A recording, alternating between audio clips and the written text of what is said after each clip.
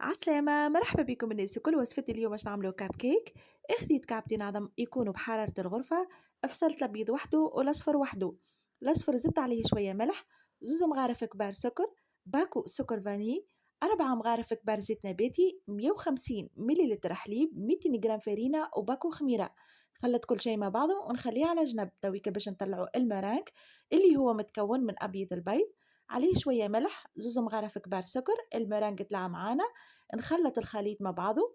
ومن بعديكا نجيب الطبيق نتاعي حطيت فيهم لي كاسات، وباش نحط الكيك في الوسط حطيت شويه شوكولا نوار، ومن الفوق حطيت شويه بفريوه. ما بقى لي كان باش ندخلهم في الفور على 180 درجه قرابه 35 دقيقه ويحضروا معانا.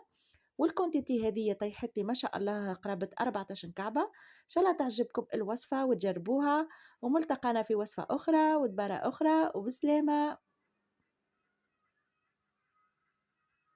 عسلامة، مرحبا بكم الناس الكل. وصفتي اليوم باش نعملو كاب كيك. خديت كعبتين عظم يكونوا بحرارة الغرفة. فصلت الأبيض وحده والأصفر وحده. الأصفر زدت عليه شوية ملح، 2 مغارف كبار سكر، باكو سكر فاني، 4 مغارف كبار زيت نباتي، 150 مليلتر حليب، 200 جرام فرينة وباكو خميرة.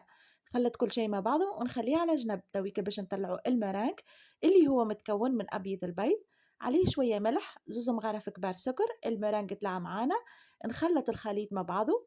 ومن بعديكا نجيب الطبيق نتاعي حطيت فيهم لي كاسات، وباش نحط الكيك في الوسط حطيت شويه شوكولا نوار، ومن الفوق حطيت شويه بفريوه. ما بقى لي كان باش ندخلهم في الفور على 180 درجه قرابه 35 دقيقه ويحضروا معانا.